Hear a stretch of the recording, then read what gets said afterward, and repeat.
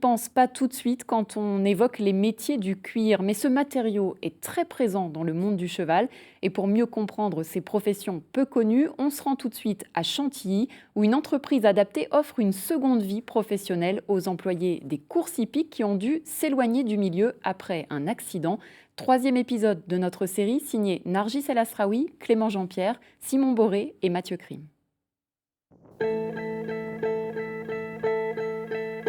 Chantilly, capitale du cheval. À lui seul, le secteur hippique qui représente 2000 emplois directs ou indirects.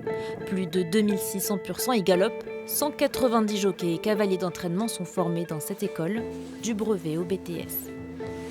Ça, quand tu le fais 2-3 jours d'affilée, après c'est bon. Oui. Après, il n'y a plus rien, elle est toute propre la jument. Puis ça lui fait du bien. C'est le cas de Dylan.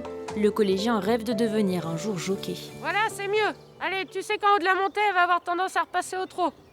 Le métier est exigeant. La moyenne d'âge y est de 33 ans. Certains sont malheureusement contraints de s'en éloigner à la suite d'un accident. Pour eux, l'association qui gère l'école a lancé une entreprise adaptée, spécialisée dans les espaces verts, mais surtout dans la sellerie. Elle emploie 35 travailleurs handicapés, issus des courses hippiques. En 1985, quand Epona a été créé, l'idée, c'était pour ces personnes que le handicap éloigné du monde du cheval, de pouvoir rester au contact de la profession. Et pour ce faire, de travailler sur les produits qui concernent encore le cheval de course. En fait, avant, il travaillait avec le cheval de course. Maintenant, il travaille pour le cheval de course. Emmeline est arrivée dans le milieu hippique à 15 ans, mais une chute de sa jument marque l'arrêt de sa carrière de cavalière. Elle se convertit alors dans la maroquinerie avant de revenir dans cet univers. Je trouve ça magnifique quand on part de rien, d'un bout de cuir, et quand on voit ce qu'on en fait, c'est super. Enfin, on est fiers de se dire qu'on a fait un super produit et que la personne qui va l'acheter va aller sur un champ de course avec, c'est génial. C'est dur de se reconvertir finalement quand on n'a connu que les chevaux, un métier passion. Et puis de là, j'ai fait quelques petits jobs, mais je suis revenue à ma passion première, les chevaux. De là, je suis tombée, j'ai trouvé le cuir, la passion du cuir. Frédéric, lui, a raccroché les rênes pendant 20 ans, mais les chevaux ne l'ont jamais quitté. On quitte jamais vraiment ce métier, jamais. Celui qui est rentré dans ce métier par passion, qui me dit « je suis parti, je l'ai oublié », c'est que c'était pas une passion.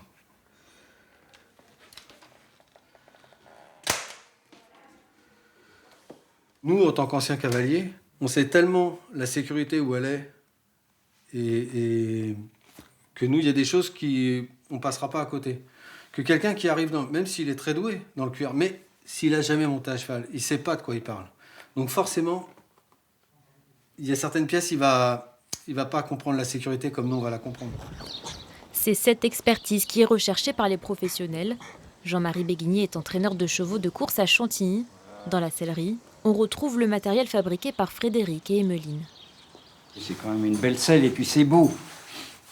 Et c'est beau, la texture en soi, un confort au niveau par l'épaisseur de la matelassure, donc qui permet d'amortir les chocs chez le cheval du cavalier. Ça fait appel à des professionnels qui connaissent bien le milieu du cheval, qui ont une expérience, une qualification, et puis ça permet à des personnes qui ne travaillent plus dans les chevaux de trouver un débouché pour pouvoir vivre et être heureux.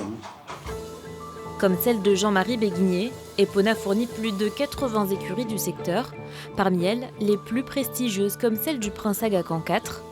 Chaque année, 150 selles d'entraînement et 400 à 500 paires de rênes sont réparées dans les ateliers.